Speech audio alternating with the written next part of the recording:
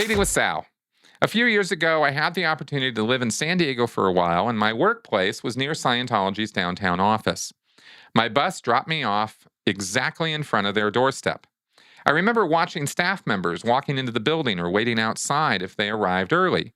They looked exhausted and drained.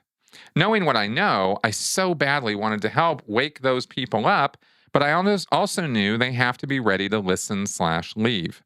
They need to be willing, be open, and ready to change. Throwing Xenu at them won't help either. I was also scared that they might chase me down and harass me. I can't imagine how painful it must be for people who escape Scientology to watch the ones still inside, trapped by their prison of belief. Even an ordinary person like me felt awful watching them. What are your current feelings about the staff and Sea Org members? Do you have ways to hear how they are doing inside? Are they all right during the lockdown?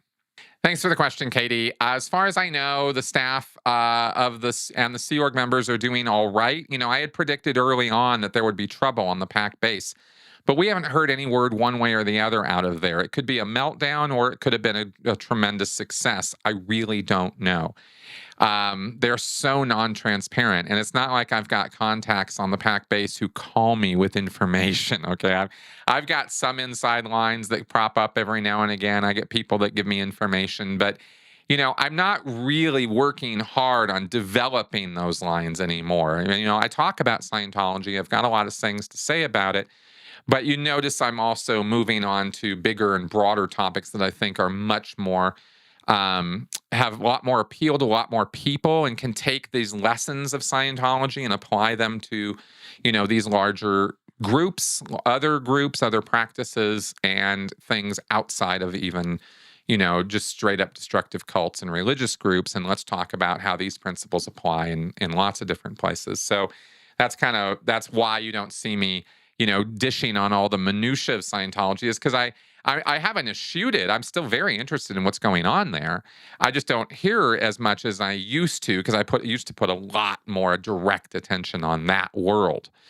Okay, so what are my current feelings about the staff and Sea Org?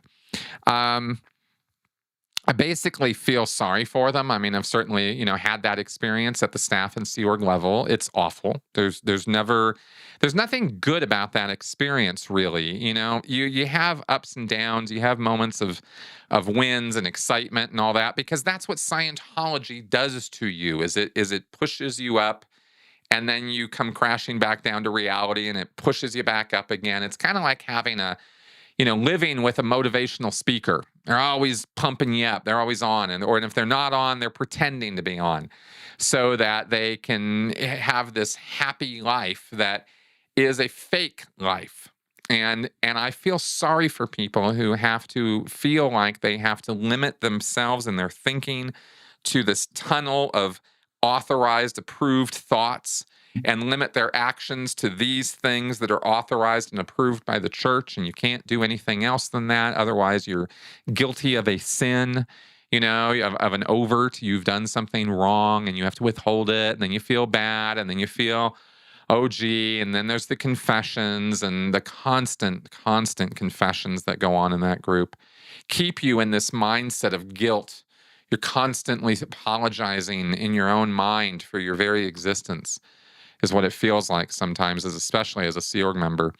And I wouldn't really, who wants to live a life like that? And the real tragedy is they feel like they have to do that because they're saving the world. These are the sacrifices they have to make in order to make a better world for all of us.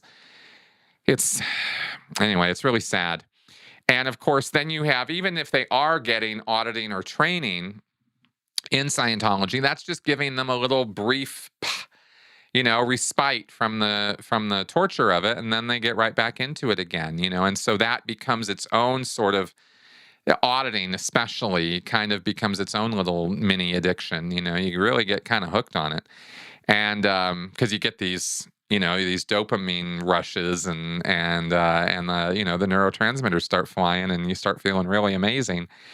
And you're imagining things like what I was just talking about in a couple of questions ago, right? You're imagining that you're learning the truth about the gorilla goals.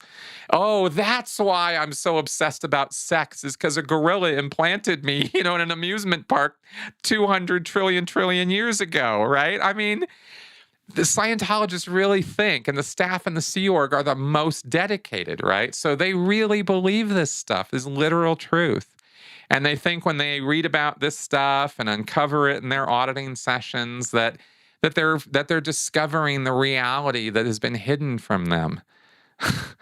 I mean, it's bad. So I feel bad for them. And when I see them lashing out against people like me, or, the stuff they do, I can't even get mad about it anymore. It's just how sad, I mean, in my nicer moments, at least I can say I feel that way. So, anyway, so thanks for the question, Katie. I think that's a pretty good answer there for you.